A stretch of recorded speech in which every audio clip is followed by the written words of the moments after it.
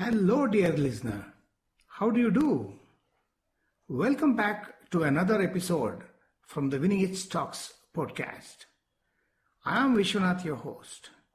I am a sports mental conditioning coach, author, blogger, counselor, and a podcaster. The topic of this episode is life lessons from football. The biggest sporting event in the world after the Olympics is the Football World Cup that happens once in 4 years. The present edition of the World Cup is underway at Qatar. The world of football has watched in disbelief, stunned at what has unfolded so far till the last 8 stage. What I am talking about is the upsets caused by the smaller teams. I wouldn't call them minnows because it's a level playing field out there and any team can beat any other team on their day.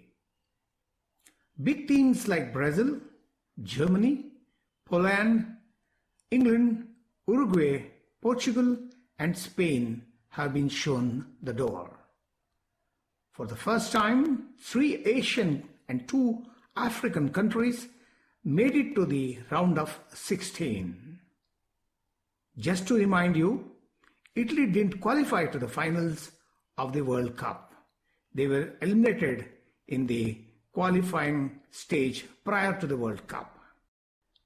The World Cup has reached the semifinal stage and Morocco is the first African country in history to make it to the last 4 stage.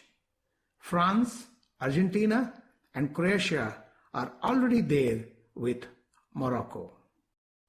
For argument's sake, you may attribute many reasons for the exit of the top teams. I am not here to look into the data analytics or take a peep at the video analysis to ascertain the reasons for the losses. I am here to talk about the glorious uncertainties competitive sport can throw up.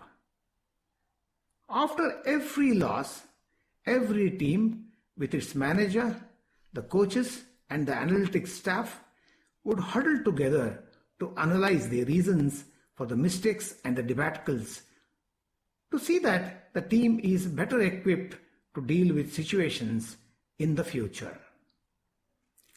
The coaching staff of smaller teams must have done a little bit more in terms of planning and strategies on how to defeat these big teams, and they have come out successful, haven't they?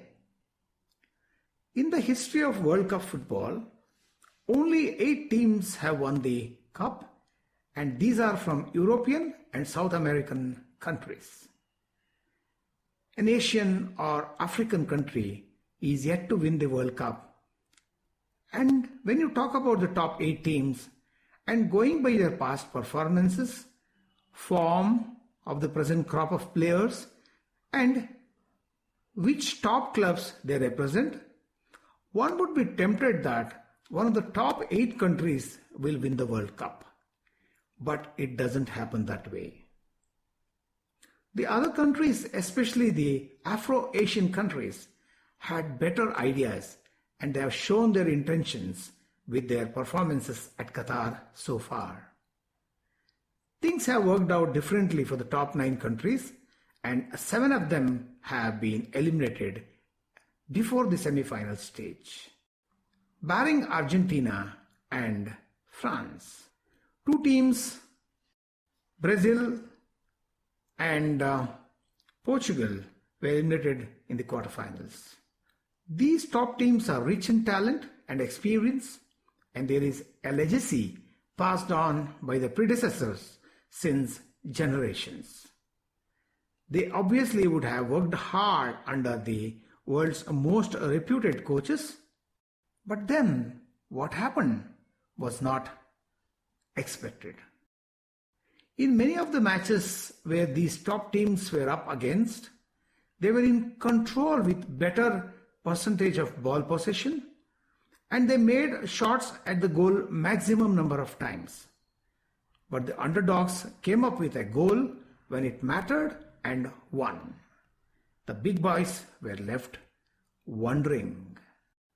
To remind you, the quarter-final match between Brazil and Croatia, Brazil were sitting pretty at 1-0 before Bruno Petkovic equalized 3 minutes to go before the long whistle. The match goes into the penalties and Brazil gets eliminated. This happened to Portugal too against Morocco on December 10th in the quarterfinals when they lost by a slender margin of 1 goal. In another quarterfinal match between France and England, England, in spite of giving a spirited performance, lost 1-2 to France. France scored first and then Harry Kane equalized for England through a penalty kick. It was 1-1. Later, France scored another goal. It was 2-1. Towards the close of play, another penalty was awarded to England and Harry Kane missed it. Harry Kane, one of the celebrated stars of the present, is not known to miss penalties. But it is ironical that he failed. Had he converted, it would have become 2-2 and the match would have come to life again. But it didn't. How can players like Harry Kane, who could have shot so many penalties in their career, into the back of the net, miss it during the all-important moment for England? A mystery, isn't it?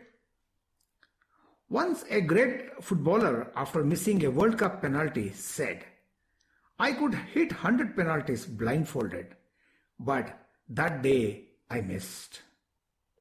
No explanation to this. It was in the Portugal-Morocco match at half-time. The score stood 1-0 in favor of Morocco. Cristiano Ronaldo, who was benched till then, came on the pitch in the second half to rescue the team and perhaps to score a win. This being his last World Cup, he had the opportunity to show how great he is as a player and to make sure that he wins the World Cup for his country as things go by. All his talent, ability, experience and achievements went in vain, as he too couldn't stop the African team from entering the semifinals for the first time in history. Destiny was at play. One cannot take credit away from the Moroccans as they came together as a team and fought like Atlas lions, as they are called. I see another reason why lesser-known teams did well. These teams are more inclined, determined, inspired, and intensified to showcase their talent and project their countries on the big stage. But the superstars of the bigger sides may have lacked that extra zip, intensity, and bursts of energy to push hard to make things happen, rather than allowing things to drift and happen by themselves. That is the reason many experts commented that bigger teams didn't press hard enough when it mattered as compared to the Afro-Asian countries. Outside athletics, football is the most popular game across the globe, played by a record number of countries. Football is adored and treated by fans as their own religion and custom. Every time there is a World Cup, the fans want their teams to win it for them. The pressure on the players is huge. Besides, the players have their own expectations to fulfill. So, the teams work hard and try hard to win the cup. The harder they try, the more is the disappointment. More is the heartbreak and sorrow for the fans. The case in question is the football-crazy country called Brazil. I can't forget the atmosphere that was akin to national mourning after Brazil were demolished by Germany 1-7 in the semi-final of the 2014 World Cup at Brazil's own backyard. And on December 9th, 2022, after Brazil lost to Croatia, the fans in the stadium were in tears. Working hard is good, while trying hard is not. The harder you try, the more the result eludes you, like a snake trying to catch its own tail. Theorists, motivational speakers, manifestation coaches, positive psychologists, sports psychologists, and football managers dish out success formulae and theories. But none can guarantee you the results you desired. There is always a role of destiny in helping you win. You need the hand of God to be with you. By hand of God, I don't mean the handball of Diego Maradona that helped Argentina win in 1986. I was not talking about that. In the ongoing World Cup, quality, talent, fame, reputation, ability, and experience were all thrown out of the window as the lesser-known gods turned the tables down topsy-turvy to cause unbelievable upsets. The only thing that you can control is the effort you can put in, and when it matters, and not the result. The wise men have said, "Give your best, leave the rest." When we were young, we were told, just put in your best efforts and leave the result to God. The heart-wrenching fact is that when you chase results, it deserts you, and without the desire for results, there is no motivation.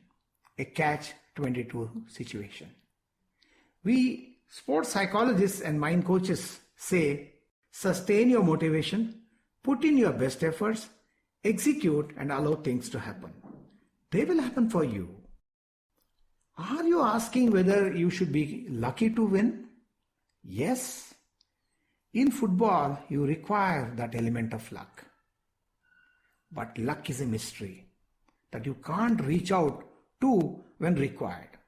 It should happen for you. Like Sam Snead, the golfer, once famously said, "Whenever I worked hard, I was lucky." Yes, true. Working hard and giving your best is all that you can control. When luck chases you, knocks at your door, open the door, embrace the luck, and enjoy while it lasts. Stop all your logic.